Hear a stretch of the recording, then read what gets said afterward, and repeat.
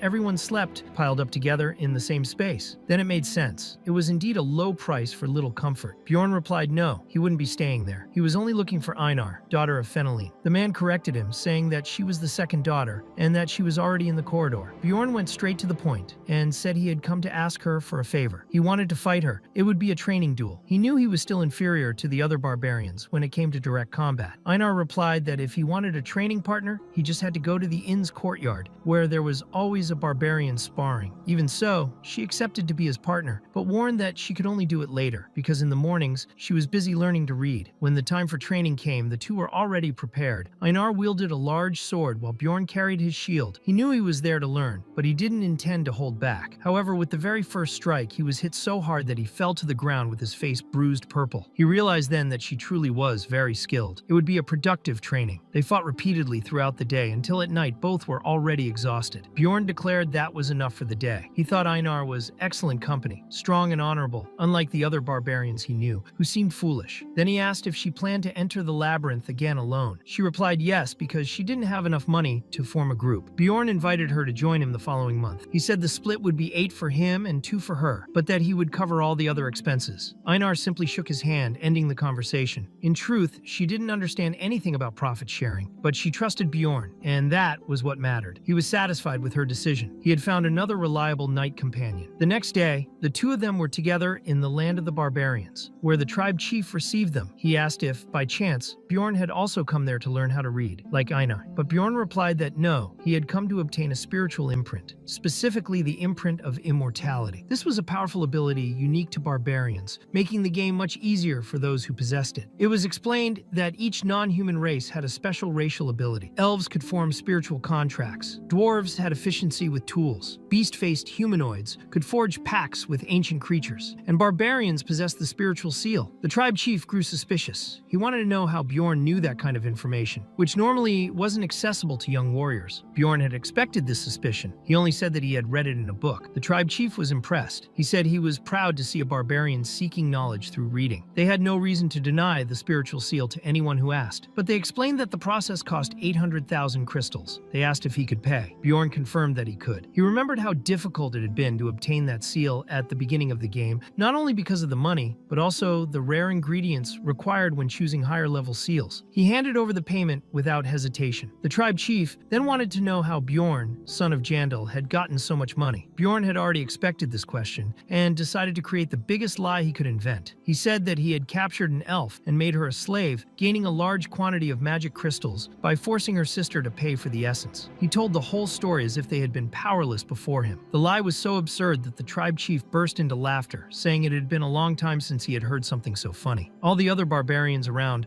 also gathered to congratulate Bjorn, believing his story. The tribe chief even gave him a gift as a reward for the great potential he had demonstrated. Bjorn received 200,000 crystals back just for telling that story. The chief encouraged him to keep screwing the long ears, referring to the elves. Bjorn started to feel more sympathetic toward those people. They were far more fun and welcoming than he had imagined. The spiritual seal functioned as a strengthening technique. It caused the user's body to absorb the essence of magical ingredients, creating special power. It was one of the most important and coveted abilities for barbarians, and now Bjorn was closer to becoming truly strong in that world. Barbarians are tattooed when they are still newborns, at a time when their souls are still pure. This is done to ensure that the spiritual path remains visible even as they grow. For that reason, all barbarians carry these marks on their bodies. Before beginning the seal process, the shaman gave Bjorn one last chance to reflect on his decision, since choosing this path meant he could never receive another seal in the future. But Bjorn was certain of what he wanted. The immortal seal was ideal for those who wished to become a tank, with increased resistance and regeneration. It was an obvious choice for experienced players of that world. The process began, and the shaman pierced Bjorn several times with ritual needles. The pain was intense. He realized that he would have to go through it many more times if he wanted to improve his abilities. After the ritual was completed, he activated the first level of the immortal seal. His natural regeneration increased significantly, and his physical attribute rose by 13 points. Before leaving, he gave thanks, but the shaman laughed, saying that it was the first time a warrior had ever thanked him for that. Bjorn, however, began to feel uneasy. He thought he had already said too much and decided to leave before anyone grew suspicious. The next morning, he went to the commercial district to buy equipment. During training with Einar, he realized he had no knack for swords. Since he had chosen the immortal seal, he decided to focus exclusively on shield techniques. Investing in swords would be a waste of money. Upon entering the forge, the blacksmith already knew what he wanted: blunt weapons like hammers, maces, and flails, favorites of barbarians. Bjorn chose a moderately sized mace and paid 220,000 crystals. That raised the level of his item to 85. Next, he bought a full set of armor for 530,000 crystals. With the purchases finished, he still had 50,000 crystals left. Since leaving the labyrinth, quite some time had passed, and a routine began to take shape. Every day at 7 a.m., he woke up and had breakfast with Erwin. Then, he went to the library and read until 4 p.m. At the end of the afternoon, he dined in different places, taking advantage of the opportunity to gather information he couldn't find in books. After 5 p.m., he went to the barbarians' territory to train. On the 7th day of training, he began dueling with other barbarians. He discovered that there was no rigid combat structure. Everything was based on reflexes, instinct, and muscle memory. With practice, he improved in all three aspects. His reflexes, flexibility, and vision increased, and his physical status rose by 1 more point. Over time, he even began defeating Einar in some duels, and she acknowledged that he had become much stronger. She was skilled, but her movements followed a fixed pattern, something Bjorn easily noticed. He gave her a few tips to correct this. At 9 p.m., he returned to the inn, took a bath, and then Erwin arrived. They dined together, and at 11 p.m.,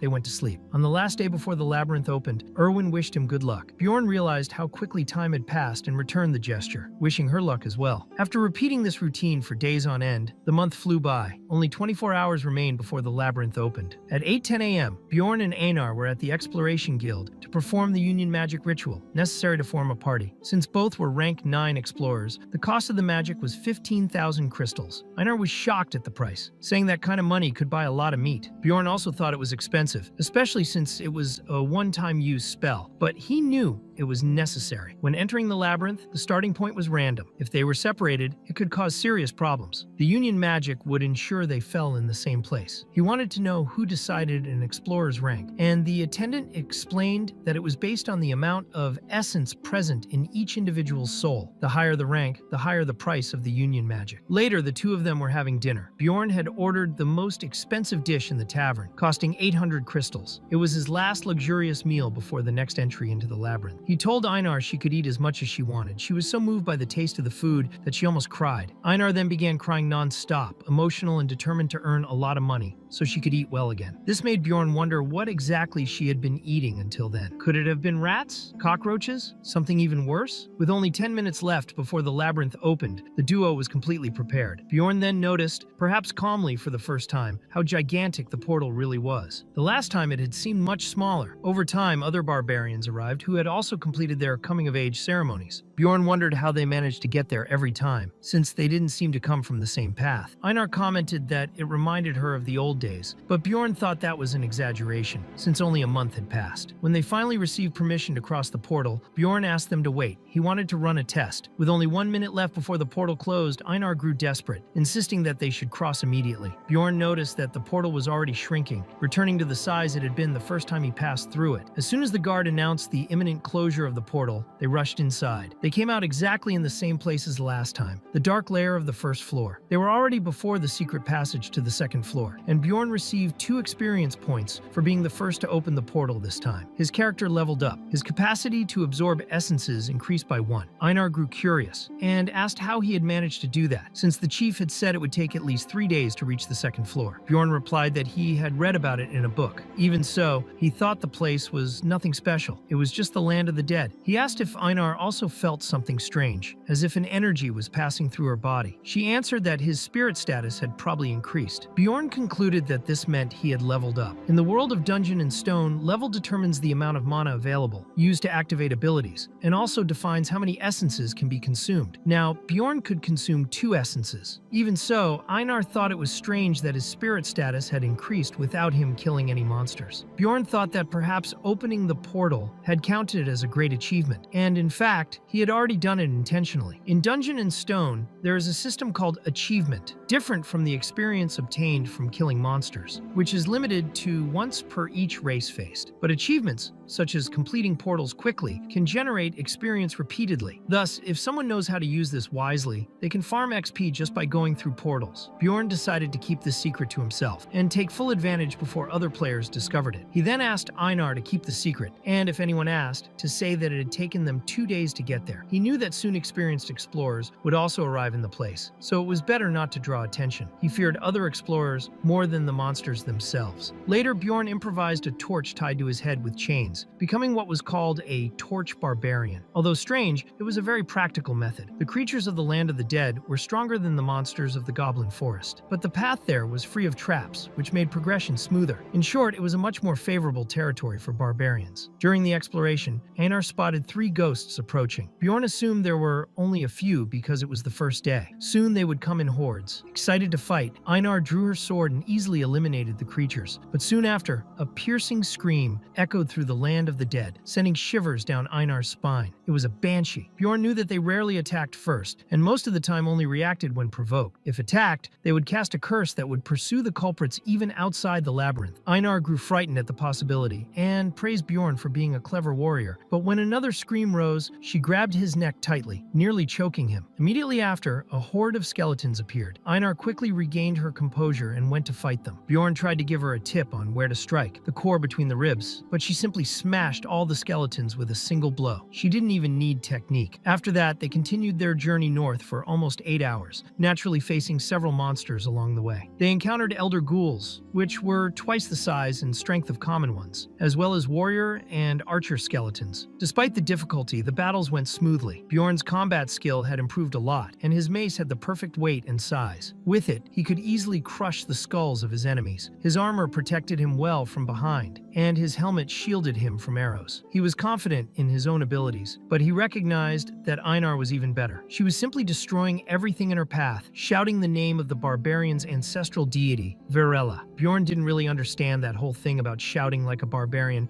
until he started doing it himself. He realized it was actually quite fun. That was what it truly meant to be part of a barbarian group. At the end of the battle, he had a cut on his arm, but his regeneration was so fast that the wound disappeared completely in a short time. Einar was impressed and commented that it must have been the effect of the spiritual seal. Bjorn knew that by activating the first level of the immortal seal, his body gained a much more effective natural regeneration. Small scratches would heal in just a minute, and his physical stamina also recovered quickly. This gave him much more endurance to keep fighting. As they advanced, he noticed the ground was changing. The terrain was no longer damp as before. Bjorn warned Einar that they were about to enter a dangerous area where rank 8 monsters appeared. A deep sound echoed through the labyrinth walls, frightening Einar. Bjorn confirmed that the sound came from a death demon, a monster known for devouring any source of light within the labyrinth. The torch Bjorn carried had probably attracted the creature. The monster was even scarier than he remembered from the game. Bjorn told Einar to aim directly at its head, since attacking anywhere else would be a waste of time. While Einar faced the monster head-on, Bjorn tried to strike from behind, but caused caused almost no damage. The creature's skin was as hard as stone, and its strength was enough to hurl Bjorn away, even with his shield. Einar's next attack was also useless. She was struck violently and realized that the monster was extremely resilient. Bjorn knew that the Death Demon was famous in the game for its absurd defense, but now he could see with his own eyes that it wasn't an exaggeration. Einar's sword managed only a superficial cut, which healed immediately. The creature had a passive ability called Body Preservation, which allowed its wounds to heal rapidly. At that moment, it also activated its special skill, Death Call, which summoned a horde of ghouls. Knowing the difficulty, Bjorn asked Einar to take care of the ghouls while he tried to face the demon, but the creature's blows were incredibly powerful. Once Einar had easily dispatched the ghouls, she joined the fight against the demon. They began to attack in sync, one striking from the front and the other from behind, until Bjorn finally managed to open a hole in the monster's head. Even with that breakthrough, the Death Demon counterattacked with a strike so strong it would have killed a goblin instantly. The problem was that the monster regenerated too quickly and Bjorn couldn't strike at the same pace. He considered giving up and moving on, but Einar clearly didn't think the same. She grabbed the creature's leg, creating an opening for Bjorn to topple it with a blow to its other leg. The monster was so muscular and heavy that it couldn't stand back up on its own. Bjorn remarked that the creature was in trouble, and with a smile on their faces, the two of them began pummeling it together, as if they were tenderizing meat for lunch. He thought it was great fun, and so did Einar. They battered the poor demon to death, and after the fight, Einar was delighted with the magical crystal the creature left behind. Bjorn, however, explained that the giant crystal was only worth about 100 normal crystals. Nothing special. She was disappointed, asking if that was really all one got for defeating a death demon. Bjorn explained that, counting the ghouls, they earned around 300 crystals in total, which was still little considering the effort. Einar then asked how much that delicious tavern bread cost. Bjorn replied it was about 300 crystals. She concluded that, in that case, she could eat that bread every time she killed a demon and return to the hunt motivated by the power of food. Bjorn thought it was good to go on a mission with a true barbarian. Irvin had been a bit more passive. Out of nowhere, he felt a strange pain in his ear, as if Einar's sister had gotten upset, though without any clear reason. They then patrolled the area, searching for more death demons and using the same method, knocked the creature down and beat it until it died. That way, they managed to defeat about 70 death demons. Early in Dungeon and Stone, when the essence drop rate is extremely low, players generally evolve based on monster essences. That's why Bjorn focused on the death demon's essence, which matched well with the immortal seal. But even after so many victories, they didn't manage to obtain a single one. On the second day, death demons started appearing in pairs. They already knew how to fight them, but it was much more dangerous, since there were twice as many ghouls as well. By the afternoon of the second day, the monsters began appearing in trios, and the pair started avoiding most battles. By the end of the second day, they stopped hunting and decided to set up a base in a safe spot. However, when they arrived, they found other explorers there. Einar, impatient, asked what exactly they were staring at. She wasted no time and told the other explorers to get out of her way. The opposing group retreated immediately. She said they needed to leave quickly because now their location was known. It was necessary to find a different place to camp. According to her, humans couldn't be trusted. Bjorn remembered that last time, Einar had also been bothered by human explorers. He suspected something bad had happened to her in a previous labyrinth, but decided to ask about it later. While searching for a new area to set up camp, they heard cries for help. However, it didn't sound like a monster attacking someone. It was a person killing another. When they reached the scene, they saw several dead explorers lying on the ground of their own base. The woman there was clearly a raider. Unlike normal hunters, raiders hunt other explorers. They don't collect magical crystals from monsters, but instead steal other people's equipment. This kind of action was considered a serious crime in Rafdoya, punishable by death. But since no one monitored the labyrinth interiors, they acted with impunity. Just like Bjorn, who had killed 6 explorers in self-defense and was never investigated, raiders escaped consequences. Bjorn quickly realized this was a problem. That woman seemed like a true professional. She had sharp features and even a tattoo under her left eye. Since she wasn't known, it meant she never left survivors. Einar also thought she was powerful. 4 bodies were on the ground, all well-equipped explorers, including a mage. Clearly, they weren't beginners. Bjorn suspected she might have been part of that group, but quickly saw that wasn't the case. The woman simply turned her back on them, as if showing she considered them too weak to bother with. Bjorn understood the only option was to flee. He ordered Einar to run with him. They managed to gain some distance, but they knew they would soon be pursued. To avoid getting lost, Bjorn began following the marks he had left on the trees. These were precautionary signs to help him navigate. They decided to head toward the portal of the first floor. However, along the way, they were intercepted by another group of explorers. Bjorn didn't like trusting humans, but he didn't have many options. He told them they were being chased by a raider. The leader of the group, a bald man, asked if there was any guarantee that Bjorn wasn't the raider himself. Bjorn swore on his warrior's honor. The bald man believed him. Bjorn knew that this oath was a kind of trick from the game itself. Anyone who made such a vow could not break it without consequences. The bald man then proposed a deal. If they helped defeat the raider, Bjorn and Einar could keep all the reward. Bjorn accepted. The group then used a gnome's special ability, stealth smoke, that disguised everyone within a 3-meter radius. It was a powerful skill that avoided direct combat but prevented movement while in use. However, it was all just a trap. As soon as the smoke spread, the enemy group used a suppression technique that paralyzed its targets. It was a typical stone golem ability. Bjorn hadn't expected that. The only way to escape suppression was by taking direct damage. While paralyzed, the raiders began robbing them. They also considered killing the two of them with a single strike to prevent any chance of counterattack. A barbarian's heart was very valuable on the black market, and they knew they had to kill quickly to ensure suppression worked. When Bjorn was struck in the neck, he finally managed to move. Thanks to the immortal seal, he couldn't be killed easily. Even injured, he managed to react, crushing the attacker's head. With no time to waste, he threw a knife at Einar, lightly wounding her on purpose just so she could also escape suppression. He was already too weakened, so he had to rely on her for the rest. Einar did not disappoint. She wiped out all the enemies, except for the bald man who managed to escape because Bjorn was on the brink of death. Even so, he achieved a rare feat, surviving with less than 0.1% HP. His mentality stat increased by 3 points. After the fight, Einar gave Bjorn a potion. She said that wound on his neck would surely leave a beautiful scar. Bjorn was grateful for having chosen the immortal seal when he had the money to do so. Without it, he would have died. Einar said she thought it was incredible. According to her, he was probably the only barbarian with a scar on his throat, and that it looked like a medal of honor. Bjorn asked if she had gathered all the equipment. If so, they needed to hunt down the bastard who had escaped. He couldn't have gone far. And indeed, later, they managed to find the bald man again. Bjorn said not to kill him yet. For now,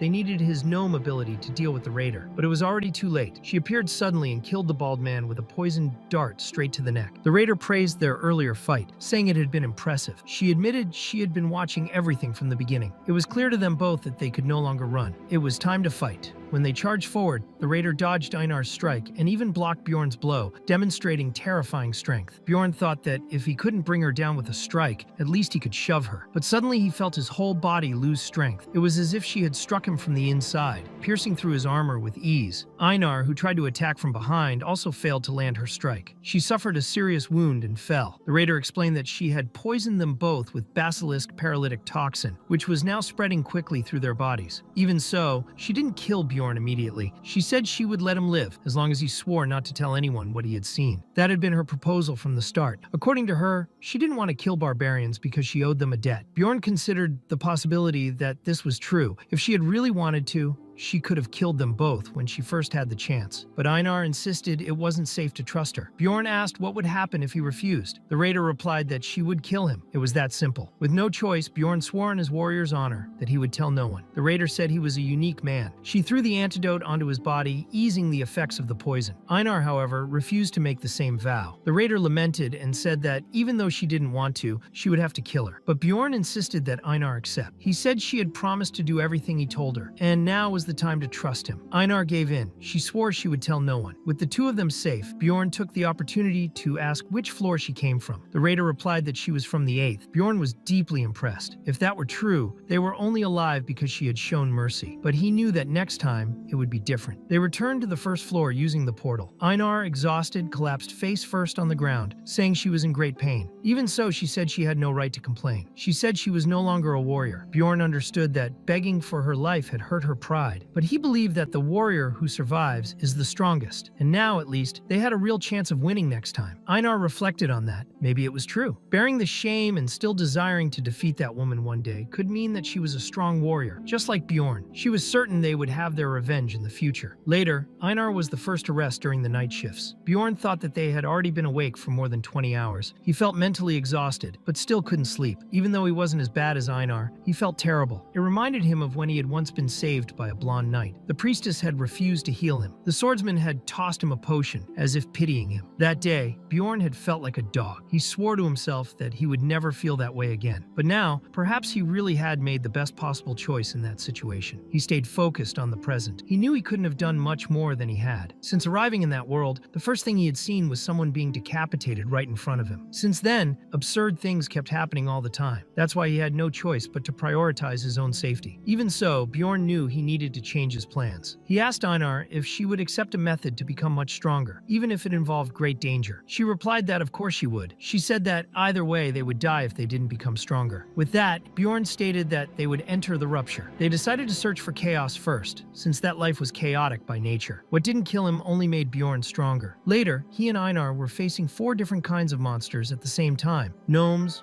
wolves, razor-mane creatures, and other enemies. Bjorn commented that this region of the labyrinth wasn't popular. It was a dark place, full of monsters, and without much reason to be explored, unless someone was trying to save time on the way. However, something was hidden in that forgotten corner of the labyrinth. There, a memorial existed dedicated to the first man who discovered the labyrinth, the last sage, Diflon Grondel. It was a tribute to his first great steps as an explorer, and Bjorn recognized the inscription carved into the stone. It was the same one that appeared in the game, which meant the hidden condition was probably the same as well. He then told Einar that he would open the rupture, but everything that happened from that point on had to remain a secret. Einar didn't know what exactly a rupture was. That was when Bjorn explained that it was a labyrinth inside the labyrinth itself. In the game, this kind of area was known as an instance dungeon, an isolated space accessed only by selected members. To open the rupture on the first floor, it was necessary to place magical crystals from 4 different types of monsters into the memorial stone. Bjorn inserted the crystals of goblin, gnome, ghoul, and wolf. Once he completed the process, a shadowy and chaotic rift opened before them, like a living portal. To finish, he added the crystal of a death demon, which activated a dungeon with capacity for up to 5 people. The difficulty of the instance increased according to the number of members in the group. They crossed the portal and entered the first floor of the rupture. That was a new realm, generated randomly each attempt. Normally, this type of rupture only appeared naturally after 3 months of waiting in city time. But waiting that long was inefficient. That's why over time, players began finding ways to force these instances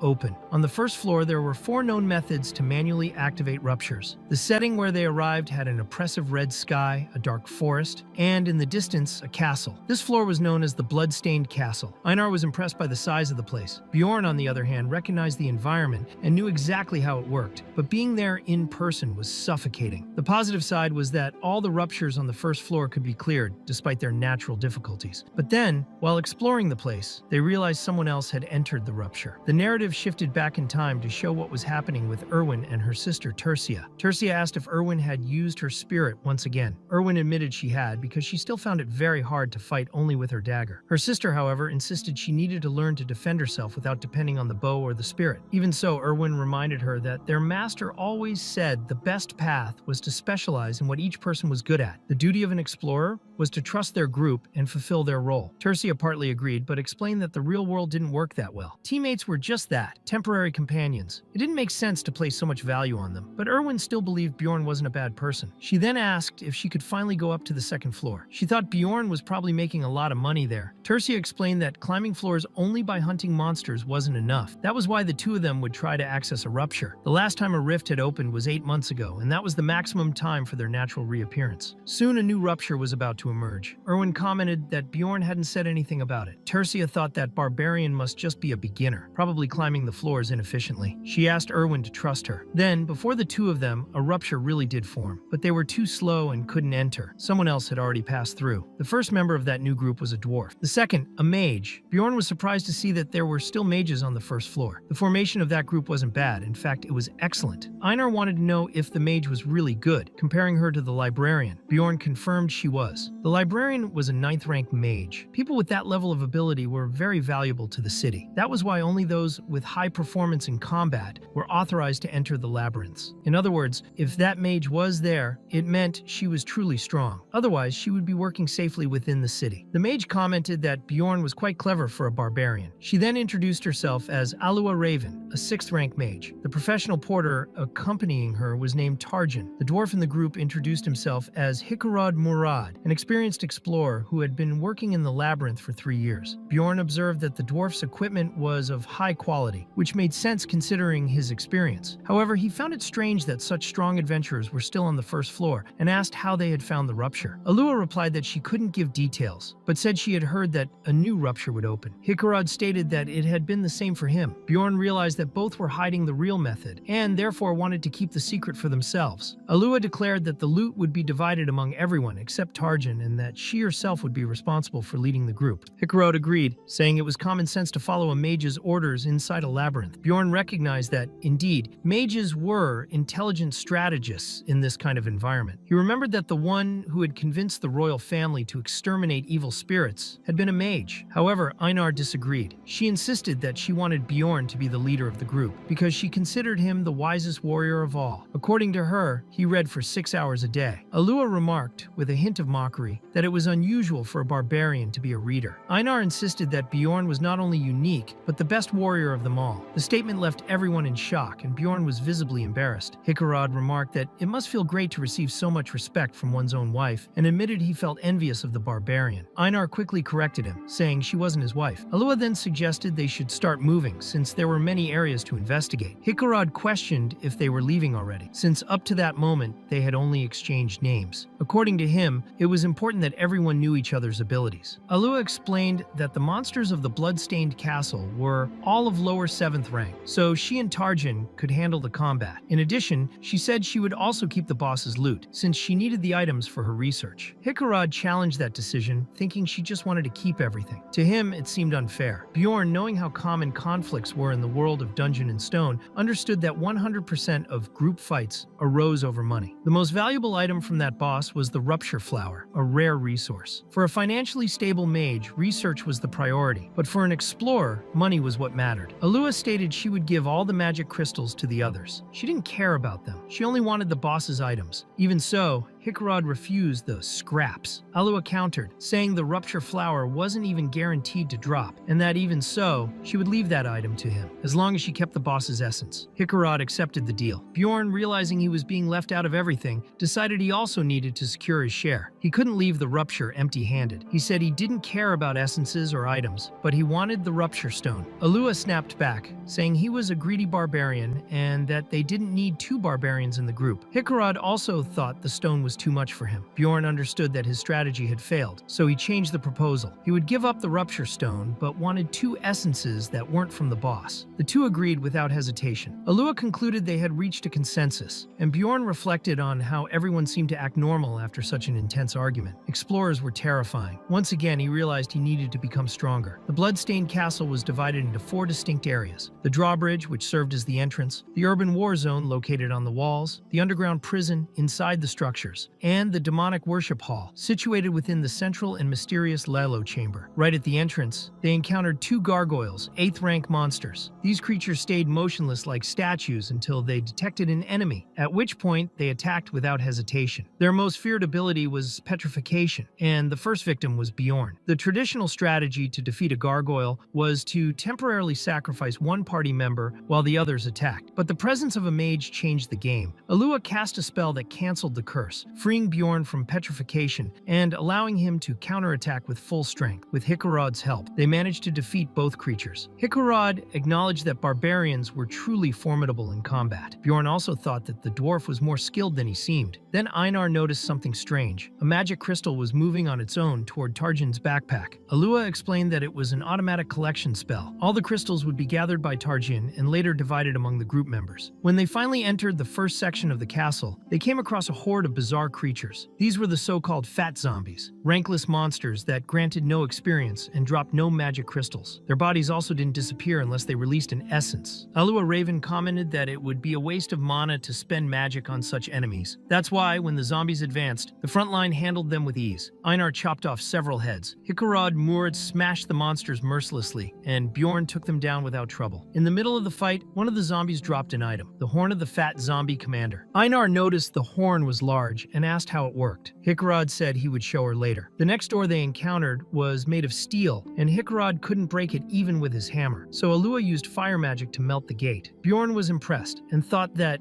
mages truly were overwhelmingly powerful. At last, they reached the first main area of the castle, the drawbridge. At that moment, Alua asked Einar to blow the horn. When she did, the sound activated a dormant magic seal, causing the bridge to begin lowering. However, at the same time, the river of blood surrounding them rose and revealed countless creatures emerging from its waters. The objective of that part was simple: hold out until the bridge was fully lowered while facing endless waves of zombies. Alua had already prepared for this. She gathered everyone around her and cast a powerful spell that simply devastated all the zombies at once. Hikarad was impressed and commented on how incredible it was, but Alua replied that it was nothing special since they were only zombies. Even so, Bjorn was unsettled by the woman's power. He hadn't expected them to finish that section so quickly. And just like that, the first stage of the castle was over. Simple as that. Bjorn found it disappointingly easy, and that bothered him, just as it bothered Einar. Normally, in the second part of the castle, they would face many enemies, but Alua kept wiping out every monster she saw as if they were insignificant. She defeated nearly 90% of the enemies alone. Only the Death Demon remained standing, and that one was left to the front line. Bjorn and Hikarad used their secret tactic, the double barbarian formation, which consisted of knocking the monster down and then punching it to death. Hikarad asked if that was how they usually hunted. While the two pummeled the demon, Alua cast a spell that weakened the creature's regeneration, making the fight much easier. Without regeneration, the Death Demon was nothing more than a slab of meat. Einar remarked to Bjorn that now she understood why everyone praised mages so much. Hikarad added that having a mage in the group opened up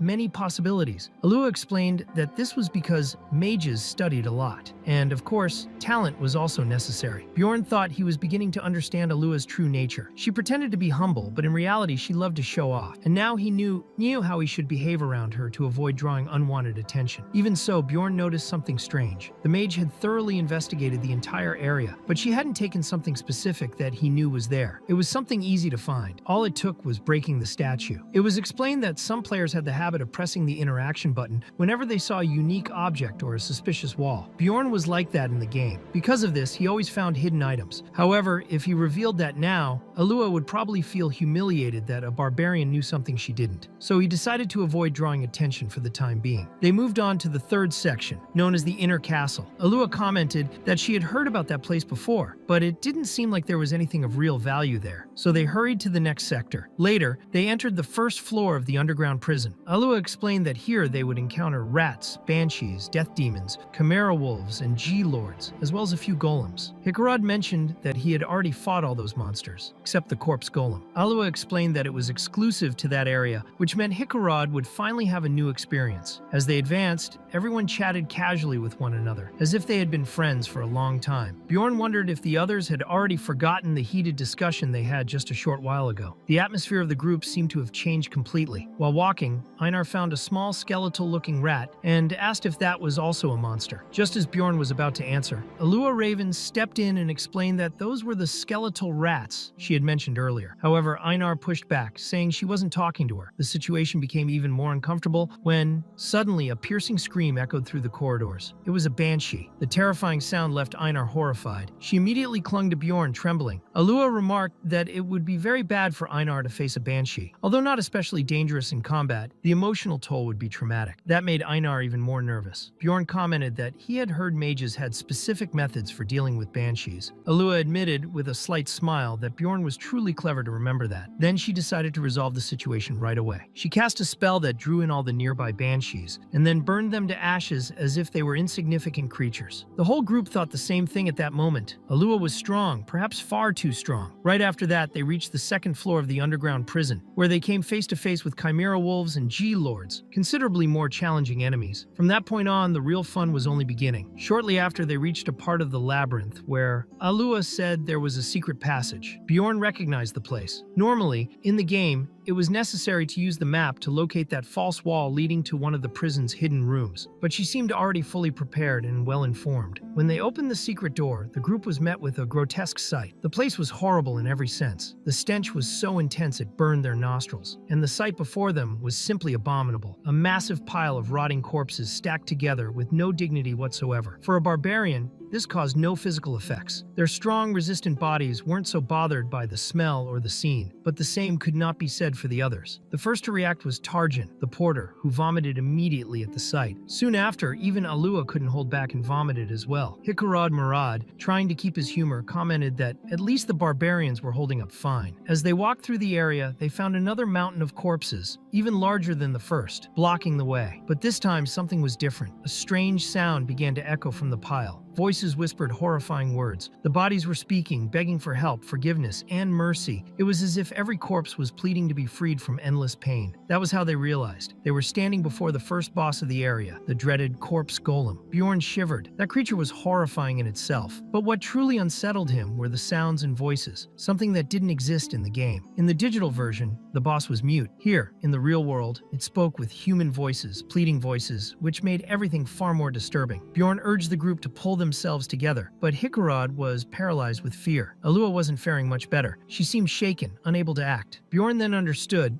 that this fight would be left to the barbarians, and he decided that he himself would take command. It was explained that Dungeon Stone was considered the pinnacle of its niche in the gaming world. Even so, the game included elements that appealed to many other types of players. One of its biggest draws was the vivid illustrations, with such high quality that they looked like real photographs. Because of this, the game's images were frequently used in memes, and many people recognized those memes without even knowing which game they came from. When Bjorn saw one of those images, he realized the illustration was indeed impressive. But even the most realistic graphics couldn't compare to what he was witnessing with his own eyes at that moment. Before him stood a mage who should have been used to terrifying scenes, a dwarf who looked like he'd crossed every type of terrain imaginable, and a porter whose main job was to be strong. Even so, all of them had become useless in the face of that boss. Only the most resilient were able to continue. The barbarians. Einar tried to protect and evacuate everyone, but Bjorn pushed her aside when he saw she was nearly hit. At the same time, she also had to protect the dwarf, who ended up getting acid in his eyes.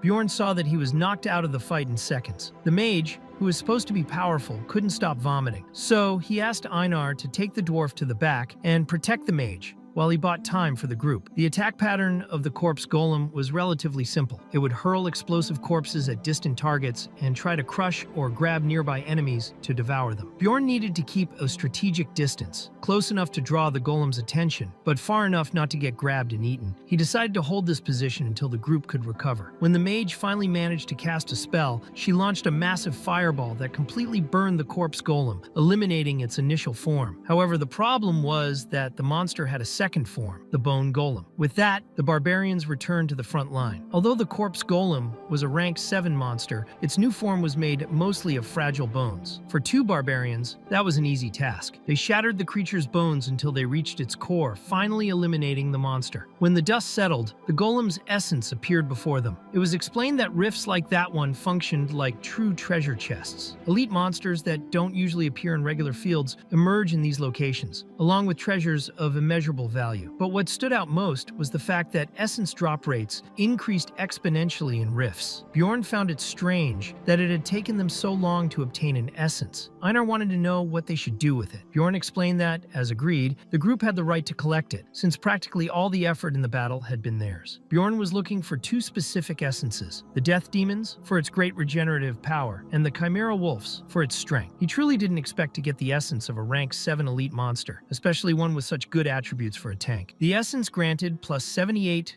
pain tolerance, plus 12 poison resistance, minus 5 perception, plus 21 weight, plus 55 bone density, plus 15 strength, and plus 9 appetite. His body would become slower due to the perception reduction, but the other attributes compensated for the negative effect, making it very useful for Bjorn's combat style. The problem was the active skill of the essence. The so-called flesh explosion caused massive damage to a specific body part, but in exchange consumed the character's own life. The passive skill turned blood into acid, which was terrible for equipment durability, requiring more spending on repairs and healing potions. In short, the essence was great, but came with a high cost for whoever used it. Because of that, Bjorn decided to leave the essence on the ground for now, while he tended to the dwarf and the mage. He knew it would remain there for at least 30 minutes. Later, Hikarad felt deeply ashamed of what had happened. Things could have gone much worse if it hadn't been for the group's barbarians. Bjorn said it was good that Hikarad knew that. He would be dead if not for Einar. Hikarad admitted that, when he saw that creature, he froze completely. completely. He thought he'd faced every kind of monster before, but realized he still had much to learn. Bjorn reflected that they had almost died to a simple mini-boss, not because of a lack of strength, but because of the group's weak mindset. Even the mage acknowledged that and apologized. With the fight over, Bjorn brought up a new subject: wages. He said they had defeated the corpse golem on their own, which made the mage comment that, in the end, she was glad she had forced herself to use that spell. Bjorn, however, found it curious how explorers always acted like that. Instead of showing gratitude for the help, they started talking about what they had done as if trying to justify themselves. He pointed out that they had saved the entire group and that taking responsibility for more than one life came with a cost. That's why he wanted to keep the Rift Stone. Hikarad agreed. He said he would have died if not for the Barbarian. The mage, on the other hand, disagreed, but suggested that if they found the Rift Stone, they could have a fair discussion. Bjorn also reminded them that the corpse golem had dropped its essence, which surprised the mage. She explained that kind of drop was extremely rare, even more so than the essence of the dungeon's main boss. She immediately became interested, saying she wanted to study the essence's properties. Bjorn had expected that reaction. He then made a proposal. He would give her the corpse golem's essence, but if they had managed to get the boss's essence, it would be his. A fair deal. An eye for an eye, a tooth for a tooth. The mage commented that there was no guarantee the boss would drop an essence,